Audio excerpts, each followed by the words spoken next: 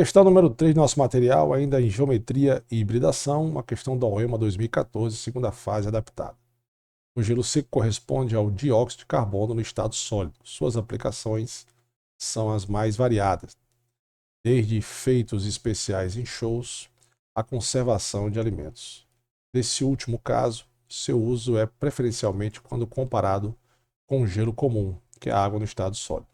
O texto acima cita uma substância composta e o estado físico da matéria. Por meio da geometria molecular, diferencie a água do CO2. Então, beleza. Então, aqui está a água, aqui está o CO2, tá? Eu vou desenhar os dois aqui para você entender. H2O e CO2, a semelhança entre eles é a quantidade de átomos. Cada molécula tem 3 átomos. Na água tem 2 átomos de hidrogênio e 1 de oxigênio. No CO2 eu tenho 1 átomo de carbono e 2 de oxigênio. Então aqui, nesse caso, o átomo central, eu já ensinei você a identificar quem é o átomo central, é o oxigênio, que é da família 6A. No CO2, o átomo central é o carbono, é o que tem menos átomos, né? Esse é o macete que o Sandrão falou para você, que é da família 4A. Então aqui eu tenho o seguinte, eu tenho o oxigênio, que é da família 6A, precisando fazer 2 ligações obrigatoriamente. O hidrogênio, que não tem família, mas ele tem um elétron, só faz apenas uma ligação. Então tá, beleza. O CO2, por sua vez, o carbono é o átomo central e vai estar ligado a 2 oxigênios. E aí você vai lembrar que o carbono ele tem que fazer 4 ligações e o oxigênio, como eu fiz em cima, ele tem que fazer 2 ligações. Então, se eu fizer essas 2 ligações do carbono aqui com o carbono e essas duas aqui, eu deixo estável tanto o oxigênio, que precisa fazer 2 ligações, como o carbono, que agora fez 4 ligações. Beleza? Sandrão, mas essa geometria é a mesma. Não, ela só não é a mesma por um fato. No caso do oxigênio, sobra pares de elétrons. Lembra que ele tem 6, né?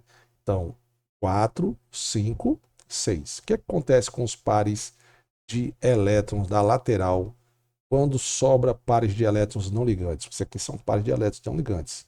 Eles ficam em formato, Sandrão, de V. É mesmo, né? Então, fica aqui ó, em formato de V. Isso acontece porque os pares de elétrons não ligantes são mais volumosos, certo? Seus orbitais são. O espaço que ele ocupa é maior. Então faz com que ele empurre as ligações laterais, né? E aí já mudou totalmente a geometria. Aqui eu tenho uma geometria que a gente chama de geometria linear, que ele está em linha, né? O ângulo aqui entre as ligações, ó, esse ângulo aqui, é de 180 graus. Beleza? Então essa geometria é chamada de geometria linear, ok? Aqui, o ângulo entre as ligações, na verdade eu até não desenhei, o mais correto era desenhar assim, ó, para você ter uma ideia, certo? Olha só que bacana. O ângulo aqui já não é de 180 graus, é menor, então é, essa geometria não pode ser linear.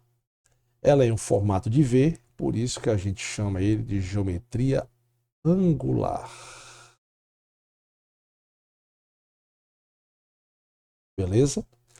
Então, átomos, como esses caras aqui, átomos não, moléculas com 3 átomos, eles podem ter 2 geometrias. Ele pode ser linear ou pode ser angular. Qual é a letra que eu tenho isso aqui?